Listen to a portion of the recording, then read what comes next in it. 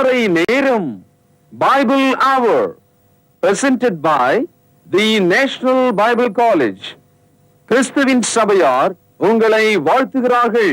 Welcome to Satellite Bible Classes. வணக்கம். தேசிய வேதாகம கல்லூரி மாணவ கண்மணிகளே, தோழர்களே, பரிசுத்தவான்களே, பெரியவர்களே, என் உலகளாவிய தமிழ் சொந்தங்களே, உங்கள் அனைவருக்கும் வானத்துக்கும் பூமிக்கும் ஆண்டவராயிருக்கிற கர்த்தராகிய இயேசு கிறிஸ்துவினுடைய நாமத்திலே நல்வாழ்த்துதலை கூறுகிறேன். இந்த நாட்களில் ரோமருக்கு எழுதிய நிருபத்தை நாம் படித்து வருகிறோம். இந்த புத்தகத்தை அப்போஸ்தலனாகிய பவுல் எழுதினார். ஏறக்குறைய இயேசு கிறிஸ்துக்கு பிறகு 63 அல்லது 64வது ஆண்டுகளில் இதை எழுதியிருக்க வேண்டும். இந்த புத்தகத்தை எழுதின அந்த அப்போஸ்தலர் ரோமாபுரிக்கு போனது கிடையாது. ஆனால் ரோமாபுரியில் உள்ள கிறிஸ்தவர்கள் அவருடைய விசுவாசம் உலகம் முழுவதும் பிரசித்தமாக இருந்ததாம். அதை கேள்விப்பட்டு ரோமாபுரியில் உள்ள கிறிஸ்தவர்களுக்கு அப்போஸ்தலனாகிய பவுல் ஒரு பாராட்டுதலாகவும் பரிந்துரையாகவும் பாசமாகவும் இந்த கடிதத்தை எழுதியிருக்கிறார். இந்த தகவலை எல்லாம் நாம் ஆரம்பத்திலேயே கவனித்தோம். ஞாபகம் இருக்கு இல்லையா? ரோமருக்கு எழுதிய நிருபம் 1வது அதிகாரம் 8வது வசனம் பாருங்கள். உங்கள் விசுவாசம் உலகமெங்கும் பிரசித்தமாயிருக்கிறபடியினாலே முதலாவது நான் உங்கள் எல்லாருக்காகவும் இயேசு கிறிஸ்து மூலமாய் என் தேவனை ஸ்தோத்திரிக்கிறேன். அப்படியானால் பவுலடியார் இந்த கடிதம் எழுதுவதற்கு ஏற்கனவே ரோமாபுரியில் உள்ள சபையினுடைய விசுவாசம் உலகம் முழுவதும் பிரசித்தமாயிருந்தது என்ற ஒரு தகவல் நமக்கு தெரிகிறது. அடுத்தது, பவுலடியார் ரோமாபுரிக்கு போவதற்கு பல முறை முயற்சிகள் எடுத்துக்கொண்டுகிறார். காரணம், அவர் இருக்கிறது பாலஸ்தீனா தேசம், அந்தியோகியா, அதை சுற்றி இருக்கிற பகுதிகள். இத்தாலிக்கு செல்ல வேண்டுமானால் அது நெடுந்தூரம், அது அநேக நாட்கள் செல்ல வேண்டிய கப்பல் பயணம், அதற்கான பெரும் செலவு உண்டாகும். பல முயற்சிகளை அவர் எடுக்கும் போதெல்லாம் சிக்கல்களும் சிறை இருப்பும் அவருக்கு நேரிடுகிறது. He tried his best to go, but he is unable. பாருங்கள், ரோமருக்கு எழுதிய நிருபம் 1வது அதிகாரம் 12வது வசனத்திலே அந்த குறிப்பை நீங்கள் பார்க்கலாம். எவ்விதத்தினாலாவது நான் உங்களிடத்திலே வருகிறதற்கு தேவனுடைய சித்தத்தினாலே எனக்கு நல்ல பிரயாணம் சீக்கிரத்தில் கிடைக்க வேண்டும் என்று வேண்டிக் கொள்கிறேன், ஜெபிக்கிறேன் என்று சொல்கிறார். நல்ல பயணம் எனக்கு அமைய வேண்டும், நான் உங்களிடத்தில் வர விரும்புகிறேன் என்று சொல்லுகிறார். இதை கேட்டுக்கொண்டிருக்கிற மாணவ கண்மணிகளே, உங்கள் மனதில் ஒரு கேள்வி இப்பொழுது ஏற்படும். இவ்வளோ அற்புதமான புத்தகத்தை எல்லாம் எழுதின அப்போஸ்தலனாகிய பவுல் ரோமாபுரிக்கு போனாரா இல்லையா? நல்ல கேள்வி. இவ்வளோ நாள் இந்த பாடத்தை கேட்காத ஆள் இன்னைக்கு மட்டும் முழிச்சுக்கிட்டு என்ன ஆச்சு, அவர் போனாரா இல்லையா என்ற ஒரு கேள்வி உங்களுக்குள்ள வரும். நீங்கள் அப்போஸ்தலர் நடபடிகள் 27ஆம் அதிகாரம் 28ஆம் அதிகாரம் 2 அதிகாரங்கள், இந்த 2 அதிகாரங்களை நீங்கள் படிச்சீங்கன்னா அப்போஸ்தலனாகிய பவுல் எப்படி ரோமாபுரிக்கு போனார் என்ற இந்த தகவலை எல்லாம் நீங்கள் படிக்கலாம். காரணம் என்னன்னா, இப்போ பாருங்கள், நம்ம ஊரில் உள்ளூரில் ஒரு சின்ன நீதிமன்றம் இருக்கும், அப்புறம் பட்டணத்தில் உயர் நீதிமன்றம் இருக்கும், அதுக்கப்புறம் நாட்டினுடைய தலைமை இடத்துல உச்ச நீதிமன்றம் இருக்கும். அதை மாதிரி அந்த காலத்தில் வழக்குகளை உள்ளூரில் விசாரிப்பாங்க, அப்புறம் மாநில அளவில் அப்படி விசாரிப்பாங்க, அதுக்கப்புறம் தேச அளவில் விசாரிப்பாங்க. அப்போ பெரிய குற்றங்களை ரோமாபுரிக்கு போய் தான் விசாரிக்க வேண்டிய ஒரு சூழ்நிலை வரும். அப்போஸ்தலனாகிய பவுல் அகிரிப்பா ராஜா கிட்ட என்னுடைய வழக்கை ரோமாபுரியில் உள்ள ராயன் சொன்னால் பேரரசன் அர்த்தம், அவருக்கு முன்னால் நான் பேச விரும்புகிறேன், என் வழக்கை அவரிடத்துல சொல்ல விரும்புகிறேன் என்று முறையிடுகிறார். கவனிச்சிங்களா? இப்போ உங்களுக்கு கிளிக் ஆகிருக்கும், இந்த சூழ்நிலை எப்படின்னு புரிந்திருக்கும். அதாவது அகிரிப்பா ராஜா கிட்ட இந்த விசாரணையை நான் ஏற்றுக்கலை, நான் ரோமாபுரிக்கு போகிறேன் அப்படின்னார். இதுலேருந்து என்ன புரிஞ்சுக்கிட்டீங்க? பவுலடியார் ஒரு கைதியாக, விசாரணை கைதியாக, இலவசமாக கப்பலிலே இலவசமாக உணவு உண்டு அந்த பயணத்தை அவர் மேற்கொள்கிறார். Paul travel to Rome as a prisoner. கவனிச்சிங்களா? கவனியுங்கள். அப்போஸ்தலர் நடபடிகள் 26ஆம் அதிகாரம் 32வது வசனம். அகிரிப்பா பெஸ்துவை நோக்கி, இந்த மனுஷன் ராயனுக்கு அபயம் விடாதிருந்தானால் இவனை விடுதலை பண்ணலாம் என்றான். ஆனால் இவர் ராயனுக்கு அபயம் விட்டதுனால பெஸ்து அவனை விடுதலை பண்ணாமல், சரி உன் இஷ்டப்படியே நீ ரோமபுரிக்கு சென்று அந்த பேரரசனுக்கு முன்னால் உன்னுடைய சாட்சி, உன்னுடைய தகவல், உன் மேலே சொல்லப்பட்ட குற்றச்சாட்டுகளை அங்கே போய் தீர்த்துக்கொள் என்று விட்டுவிட்டான். ஒன்றை நான் கவனிக்கிறேன். பவுலடியாருடைய ஜெபம் எப்படியாவது ஒரு பயணம் தனக்கு ஏற்பட வேண்டும், அவன் ரோமாபுரிக்கு செல்ல வேண்டும் என்பது அவனுடைய ஜெபமாக இருந்தது. இப்போ அந்த ஜெபத்துக்கான பதில் எப்படி கிடைச்சதுன்னு பார்த்தீங்களா? நம்ம வாழ்க்கையில் கூட நம்ம நினச்சிருப்போம், இங்கே வளருவோம், அங்கே வளருவோம், இங்கே படிப்போம், இந்த நாட்டில் வேலை செய்வோம், அந்த நாட்டில் வேலை செய்வோம், இப்படியெல்லாம் யோசிப்போம். ஆனால் தேவனுடைய தீர்மானத்தின்படி அழைக்கப்பட்டவர்களாக தேவனிடத்தில் அன்பு கூறுகிறவர்களுக்கு சகலமும் நன்மைக்கு ஏதுவாக நடக்கிறது என்று அறிந்திருக்கிறோம் என்று ரோமர் 8ஆம் அதிகாரம் 28வது வசனத்தில் நம்ம படிக்கிறோம். அதனால தான் கர்த்தர் என்ன வச்சிருக்காரோ நமக்கு அது கண்டிப்பாக நடக்கும். 2 கொரிந்தியர் 11வது அதிகாரம் 25வது வசனம். இந்த வசனத்தில் ஒரு சிறு தகவலை நம்ம படிச்சுட்டு மறுபடியும் அப்போஸ்தலர் நடபடிகளுக்கு செல்லலாம். 3 தரம் மிலாறுகளால் அடிபட்டேன், ஒரு தரம் கல் எறியுண்டேன். கவனியுங்கள், பேனால் அடிக்கோடிடுங்கள். 3 தரம் கப்பல் சேதத்தில் இருந்தேன், கடலிலே ஒரு ராப்பகல் முழுவதும் போக்கினேன். இந்த இடத்துல 3 முறை கப்பல் சேதத்தில் இருந்தேன். I was in the shipwreck 3 times என்று சொல்கிறார். அதனால தான் அப்போஸ்தலனாகிய பவுல் ரோமாபுரிக்கு சென்ற அந்த பயணம் மிகவும் ஆபத்தாக இருந்தது என்பதை நான் உங்களுக்கு சொல்ல விரும்புகிறேன். இப்பொழுது அப்போஸ்தலர் நடபடிகள் 27வது அதிகாரம் 1 வசனம் பாருங்கள். நாங்கள் இத்தாலியா தேசத்துக்கு கப்பல் ஏறி போகும்படி தீர்மானிக்கப்பட்ட போது, இந்த இடத்துல இத்தாலி என்பது நாடு, அதனுடைய தலைநகரம் தான் ரோம். இதே ரோமும் இதே இத்தாலியும் இன்றைக்கும் அப்படியே தான் இருக்குது. அதனால தான் பைபிளில் சொல்லப்பட்ட அத்தனையும் சத்தியமானவைகளாக இருக்கிறது. ஆக இத்தாலி தேசத்துக்கு போகும்படி கப்பல் ஏறி அவர்கள் புறப்பட்டார்கள் என்று நாம் பார்க்கிறோம். இப்போ அந்த கைதிகளை கொண்டு போகிறதா இருந்தால் காவலர்களும் கூட போகணும். ஆகவே ஒரு 100க்கு அதிபதி இந்த கைதிகளை எல்லாம் ஒன்றா வச்சு கையில் சங்கிலிகளை மாட்டி, கைதினா கைதி தானே, பிரிசனர்னா பிரிசனர் மாதிரி தான் இருக்கணும். கப்பலில் சொகுசாக இஷ்டத்துக்கு நடக்க முடியாது. அவர்கள் ஒரு அறையில் தான் அடைச்சி வைப்பாங்க. இவ்விதமாகத்தான் பவுலடியார் அந்த கப்பலில் ஏறி அவர் சென்றார். இங்கே இத்தாலி தேசத்துக்கு கப்பல், ஒரு கப்பலை நம்ம கவனித்தோம். அடுத்தது பாருங்கள், 27ஆம் அதிகாரம் 6வது வசனம். இத்தாலியாவுக்கு போகிற அலெக்சாந்திரியா கப்பலை கண்டு 100க்கு அதிபதி அங்கே கண்டு எங்களை அதில் ஏற்றினான்.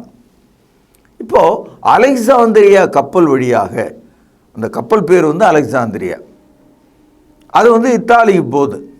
அதை கண்டுபிடிச்சாரு. அதில் இவங்கள மறுபடியும் டிரான்ஸ்ஃபர் பண்ணுறாங்க. The prisoners were transferred to another ship.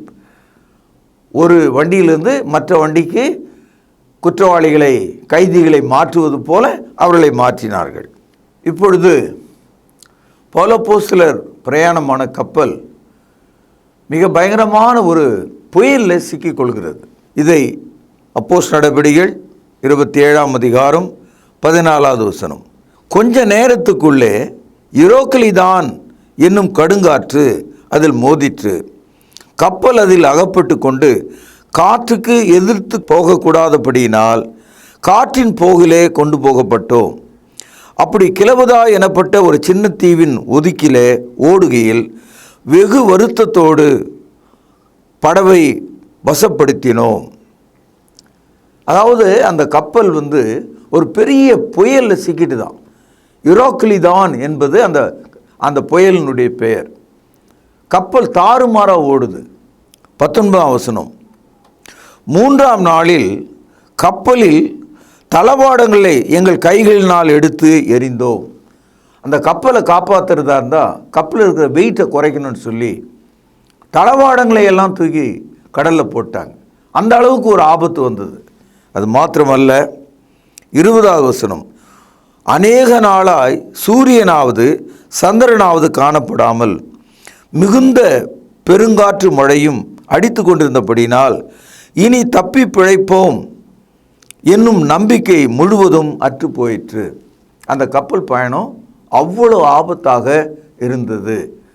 அது மாத்திரம் இல்லை, சாப்பிட்டு 14 நாள் ஆச்சாம். அந்த அளவுக்கு கஷ்டம். அவ்வளோ புயல். கப்பல் அலை மோதுகிறது, எந்த நேரத்திலையும் கவுந்துரும், முழுகிடும். அந்த நிலைமை பாருங்கள். அப்போஸ்தலர் நடபடிகள் 27:27. 14ஆம் ராத்திரியான போது நாங்கள் ஆதிரிய கடலிலே அலைப்பட்டு ஓடுகையில் நடுஜாமத்தில் கப்பலாட்களுக்கு ஒரு கரை கிட்டி வருகிறதைப் போல தோன்றிற்று. 14 நாள் அவங்க எதுவும் சாப்பிடவே இல்லை. அவர்கள் பசி உள்ளவர்களாக இருந்தாங்க. ஆனாலும் கப்பலில் இருந்த மக்களை பார்த்து பவுலடியார் ஒரு தீர்க்கதரிசியாக அவர்களுக்கு பதில் சொல்கிறார். கப்பல் உள்ள எல்லா மக்களுக்கும் ஒரு ஆதரவான செய்தியை சொல்கிறார். என்ன சொல்கிறார் பாருங்க. 27ஆம் அதிகாரம் 22ஆவது வசனம், ஆகிலும் திடமனதாக இருங்கள் என்று இப்பொழுது உங்களுக்கு தைரியம் சொல்லுகிறேன். கப்பல் சேதமே அல்லாமல் உங்களில் ஒருவனுக்கும் பிராண சேதம் வராது. ஏனென்றால் என்னை ஆட்கொண்டவரும் நான் சேவிக்கிறவருமான தேவனுடைய தூதனானவன் இந்த ராத்திரியிலே என்னிடத்திலே வந்து, பவுலே பயப்படாதே, நீ ராயனுக்கு முன்பாக நிற்க வேண்டும். இதோ உன்னுடன் யாத்திரை பண்ணுகிற யாவரையும் தேவன் உனக்கு தயவு பாராட்டினார் என்றான். சகோதரர்களே, இந்த நீதிமானாகிய இந்த அப்போஸ்தலர் அந்த கப்பல் பயணத்தில் இருந்ததுனால அந்த கப்பலில் இருந்த அத்தனை பேருடைய உயிரையும் இவன் நிமித்தமாக கடவுள் காப்பாற்றினாராம். அதற்கு ஒரு காரணம், ரோமாபுரியில் உள்ள பேரரசனுக்கு இயேசுவை பற்றிய மரணம் அடக்கம் உயிர்த்தெழுதல் தகவல், அந்த சுவிசேஷத்தை சொல்ல வேண்டிய ஒரு கடமை பவுலுக்கு இருந்ததனாலே தேவன் இந்த முன் ஏற்பாடுகளை செய்திருக்கிறார். 14 நாட்கள் இரவா பகலா என்று தெரியாது, சாப்பிடவில்லை. இப்பேற்பட்ட ஒரு சூழலில் தான் அவங்க போனாங்க. இது அப்போஸ்தலர் நடபடிகள் 27ஆம் அதிகாரம் 37ஆவது வசனம். கப்பலில் 276 பேர் இருந்தோம். இந்த வசனத்தில் டோட்டலாக அந்த ஷிப்பில் இருந்தவங்க 276. அதில் பவுலை நம்ம நீக்கிட்டோம்னா 275 பேர் இருக்கான். இந்த 275 பேரை பவுல் ஒருவருக்காக தேவன் காப்பாற்றினார். இதிலிருந்து நாம் ஒரு கருத்து கண்டுபிடிக்கலாம், தெரிந்து கொள்ளலாம். ஒரே ஒரு மனிதன் உன் வீட்டில் உண்மையாக இருந்தா, விசுவாசியாக இருந்தா, உன்னுடைய வீடு எல்லாம் ரட்சிக்கப்படும். கர்த்தராகிய இயேசு கிறிஸ்துவை விசுவாசி, அப்பொழுது நீயும் உன் வீட்டார் அனைவரும் ரட்சிக்கப்படுவீர்கள். ஆகவே ஒரு நோவா நிமித்தம் அவனுடைய குடும்பத்தைச் சேர்ந்த 7 பேர் அந்த பேழையிலே ரட்சிக்கப்பட்டார்கள் என்று ஆதியாகமத்திலே நாம் படிக்கிறோம். அதனால் என் அன்பு சகோதரர்களே, நீங்களும் உங்கள் குடும்பமும் கர்த்தரிடத்திலே விசுவாசிகளாக இருந்தால் உங்கள் வீட்டார் அனைவரும் காப்பாற்றப்படுவீர்கள், ரட்சிக்கப்படுவீர்கள் என்று நான் உங்களை உற்சாகப்படுத்துகிறேன். இவ்விதமாக அந்த கப்பல் துண்டு துண்டாக உடைகிறது.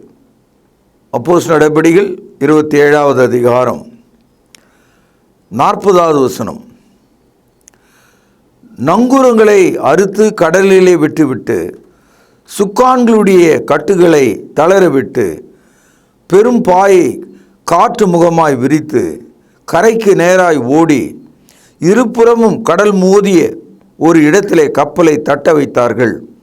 முன்னணையும் ஊன்றி அசையாமல் இருந்தது, பின்னணையம் அலைகளுடைய பலத்தினால் உடைந்து போயிற்று.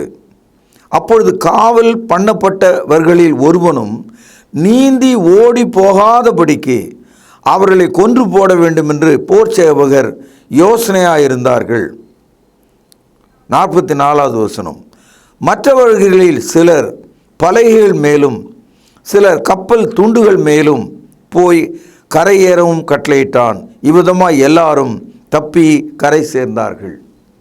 ஆக அப்போஸ்தலனாகிய பவுல் சென்ற 2வது கப்பல் துண்டாக உடையுது. பலகைகளை பிடித்து கொண்டு ஒரு கரையிலே அவர்கள் கரையேறுகிறார்கள். கர்த்தருடைய வார்த்தையின்படி அந்த 276 பேரும் காப்பாற்றப்பட்டாங்க. இப்பொழுது அப்போஸ்தலர் நடபடிகள் 28ஆம் அதிகாரத்தில் அதனுடைய தொடர்ச்சி நம்ம படிக்கிறோம். இப்போ 3வது கப்பல், இந்த கப்பலில் தான் அப்போஸ்தலனாகிய பவுல் ரோமாபுரிக்கு போகிறார். பாருங்கள், 28வது அதிகாரம் 1 வசனம். நாங்கள் தப்பி கரை சேர்ந்த பின்பு அந்த தீவின் பெயர் மெலித்தா என்று அறிந்தோம். இன்றைக்கும் இந்த தீவு இந்த மெலித்தா என்ற பெயரில், ஆங்கிலத்தில் மெலிட்டஸ், இந்த பெயரில் இன்றைக்கும் இருக்கிறதை நீங்கள் பார்க்கலாம். அந்த தீவில் போய் இந்த கைதி அந்த கப்பலில் வந்தவங்க அத்தனை பேரும் ஒதுங்கி கொஞ்சம் ஆறுதல் அடைந்து உணவு கொண்டு அந்த தீவார் அவர்களை மிகவும் அன்பு பாராட்டுறாங்க. பவுலப்போஸ்தலருடைய கைகளில் ஒரு அற்புதம் அந்த தீவில் நடக்கிறது. காரணம் என்னன்னு சொன்னால், அந்த தீவில் இருந்த முதலாளி அவனுக்கு இரத்த சீதபேதி இருந்தது. பவுலுடைய ஜெபத்தினாலே அவன் சுகமாக்கப்பட்டான். இதை அப்போஸ்தலர் நடபடிகள் 28ஆம் அதிகாரம் 7-8 வசனங்களில் படிக்கலாம். தீவுக்கு முதலாளியாகிய புப்ளியு என்னும் பேர் கொண்டவனுடைய நிலங்கள் அந்த இடத்துக்கு சமீபமாக இருந்தது. அவன் எங்களை ஏற்றுக்கொண்டு 3 நாள் பட்சமாய் விசாரித்தான். புப்ளியினுடைய தகப்பன் ஜுரத்தினாலும் இரத்த பேதியினாலும் வருத்தப்பட்டு கிடந்தான். பவுல் அவனிடத்திற்கு போய் ஜெபம் பண்ணி அவன் மேல் கை வைத்து அவனை குணமாக்கினான். ஒரு அற்புதம் நடந்தது. அந்த தீவார் அவர்களை அணைத்து கொண்டார்கள். இவ்விதமாக அவர்கள் 3 நாள் சென்ற பின்பு இன்னொரு கப்பல் ஏறி அவர்கள் ரோமாபுரிக்கு செல்கிறார்கள். அப்போஸ்தலர் நடபடிகள் 28ஆம் அதிகாரம் 11வது வசனம். 3 மாதம் சென்ற பின்பு அந்த தீவில் மழைக்காலத்திற்கு தங்கியிருந்த மிதுனும் என்னும் அடையாளமுடைய அலெக்சாந்திரிய பட்டணத்து கப்பலிலே நாங்கள் ஏறி புறப்பட்டு, அதாவது கப்பல் எல்லாம் ரோமாபுரிக்கு தான் போயிட்டே இருக்குது. அதில் மிதுனம் என்ற ஒரு கப்பல், அதுவும் ரோமாபுரிக்கு போகுது. இந்த இடத்துல மெலித்தா தீவில் 3 மாதம் அனைவரும் அங்கே தங்கியிருக்காங்க. அந்த புயல் காலம்லாம் முடியுது. அதுக்கப்புறம் இந்த புதிய கப்பல் வழியாக அவர்கள் ரோமாபுரிக்கு பயணப்படுகிறார்கள். அப்போஸ்தலர் நடபடிகள் 28ஆம் அதிகாரம் 16வது வசனம். உங்கள் கையில் ஒரு பேனா இருக்குமானால் அடிக்கோடிடுங்கள். நாங்கள் ரோமாபுரியிலே சேர்ந்த பொழுது நூற்றுக்கு அதிபதி தன் காவலில் இருந்தவர்களை சேனாதிபதியிடத்திலே ஒப்பு கொடுத்தான். அப்பொழுது பவுல் தன்னை காத்திருக்கிற சேவகனுடனே தனித்து குடியிருக்கும்படி உத்தரவு பெற்றுக்கொண்டான். அதாவது இதுவரைக்கும் 3 கப்பல்களை பார்த்தோம். 3வது கப்பல் மிதுனம் என்ற கப்பல். அந்த கப்பல் வழியாக இத்தாலியா என்று சொல்லக்கூடிய ரோம நாட்டுக்கு அந்த கப்பல் போய் சேருது. கப்பல் போய் சேர்ந்த உடனே கைதிகளை அந்த 100க்கு அதிபதி உள்ளூரில் இருக்கிற சேனாதிபதியின் இடத்துல ஒப்பு கொடுக்குறார். எப்பவுமே கைதிகளை ஊருக்குள்ளே போக விட மாட்டாங்க. கோர்ட்டுக்கு கொண்டு போவாங்க, மறுபடியும் சிறைச்சாலைக்கு கொண்டு போயிடுவாங்க. அது மாதிரி என்ன செய்துட்டாங்க, இந்த கைதிகளெல்லாம் ரோம பேரரசனுக்கு முன்னால் நிற்க வேண்டியவர்களாக இருந்ததுனால அவர்களை சேனாதிபதியின் இடத்துல ஒப்பு கொடுத்தாங்களாம். ஆனாலும் கர்த்தர் பவுலோடு இருந்ததுனால அந்த சேனாதிபதி பவுலுக்கு ரொம்ப ஹெல்ப் பண்ணார், ரொம்ப உதவி செய்தார். அவன் மேலே கொஞ்சம் கண்ணியமாக இருந்தார். காரணம் என்னென்னா, பழைய நூற்றுக்கு அதிபதி கூட வந்தவங்கெல்லாம் சொல்லியிருப்பாங்க, இந்த ஆள் வித்தியாசமான ஆள், இவர் ஒரு ஜீவனுள்ள தேவனை சேவிக்கிறாரு, அவருடைய ஜெபத்தை கடவுள் கேட்கிறாரு, இவ்வளோ பேரை ஆண்டவர் உயிரோடு காப்பாற்றினார், நாங்கள் கண்ணார கண்டோம் சாக கடந்த ஒரு மனிதனை மெலித்தா தீவில் இவர் சுகமாக்கினார். இப்படி இந்த தகவல்லாம் அவருக்கு போனதுனால பவுலப்போஸ்தலருக்கு அந்த பேரரசனை சந்திக்கிற வரைக்கும் வாய்ப்பு கிடைச்சது. கொஞ்சம் காலம் கொடுக்கப்பட்டது. எவ்வளோ காலம் நீங்கள் கேட்கலாம். ஏறக்குறைய 2 வருஷம் அவன் ரோமாபுரியில் ஒரு தனி வீட்டில் கைதியாக இருக்கிறார். 2 வருஷத்துக்கு பிறகு தான் ரோம பேரரசனை அவன் சந்திக்க முடிந்தது. இந்த தகவலை அப்போஸ்தலர் நடபடிகள் 28ஆம் அதிகாரம் 30-31 வசனத்தில் நீங்கள் படிக்கலாம். பின்பு பவுல் தனக்காக வாடகைக்கு வாங்கியிருந்த வீட்டில் கவனிங்கள் 2 வருஷம் முழுவதும் தங்கி தன்னிடத்தில் வந்த யாவரையும் ஏற்றுக்கொண்டு கவனிங்கள் மிகுந்த தைரியத்துடனே தடையில்லாமல் தேவனுடைய ராஜ்யத்தை குறித்து பிரசங்கித்து கர்த்தராகிய இயேசு கிறிஸ்துவை பற்றிய விசேஷங்களை உபதேசித்து கொண்டிருந்தான். கேள்வி, பவுலப்போஸ்தலர் ரோமாபுரிக்கு போனாரா இல்லையா? போனார். எப்படி போனார்? 3 வித்தியாசமான கப்பல்கள் வழியாக. 3 முறை கப்பல் சேதத்தில் இருந்தேன் என்று சொல்கிறார். எத்தனை பேரோடு போனார்? 276 பேரோடு போனார். மிகப்பெரிய பிரச்சனை. ஒரு முறை அவருடைய கப்பலை இரோக்லிதான் என்ற புயல் தாக்கிய போது கப்பல் பின்பாகம் உடைஞ்சது, கப்பல் பொளந்தது. எல்லாம் நீந்தி தான் பக்கத்தில் இருக்கிற ஒரு தீவுக்கு போனாங்க. அந்த கப்பல் ஓட்டை உடைச்சல் பலகையில் பிடித்து கொண்டு போனாங்க. அந்த தீவில் ஒரு அற்புதத்தை பவுலடியார் தேவ கிருபையில் செய்கிறார். இதெல்லாம் நம்ம ஏற்கனவே படித்தோம். என் அன்பு சகோதரர்களே, பவுலடியார் ரோமாபுரிக்கு போகணுன்னு விரும்பினார். ரோமாபுரியில் உள்ள விசுவாசிகளை சந்திக்கணும்னு ஆசைப்பட்டார். அவர்களுக்கு வரங்களை கொடுக்க வேண்டும் என்று விரும்பினார். எல்லாமே நடந்தது. தேவன் அவரை கொண்டு போனார். ஆனால் அப்போஸ்தலர் நடபடிகள் 28ஆம் அதிகாரம் கடைசி வசனம் 31, பவுல் தைரியமாக தன்னிடத்தில் வந்தவர்கள் எல்லாரையும் அழைத்து அவர்களுக்கு தேவனுடைய ராஜ்யத்தை குறித்து விவரித்து கொண்டிருந்தான் என்று தான் முடிகிறது. அப்போஸ்தலர் நடபடிகள் புத்தகத்தில் அதுக்கு பிறகு என்ன நடந்ததுன்ற குறிப்பு நமக்கு கிடைக்கல. ஆனால் உலக வரலாற்றை புரட்டி படித்தால், உலகத்தில் உள்ள சில சரித்திர புத்தகங்களை படித்தால், பவுலப்போஸ்தலர் 2 ஆண்டுகளுக்கு பிறகு ரோம பேரரசன் ஒரு பொல்லாதவன், அவன் ஒரு பிசாசின் மகனாக இருந்தான்.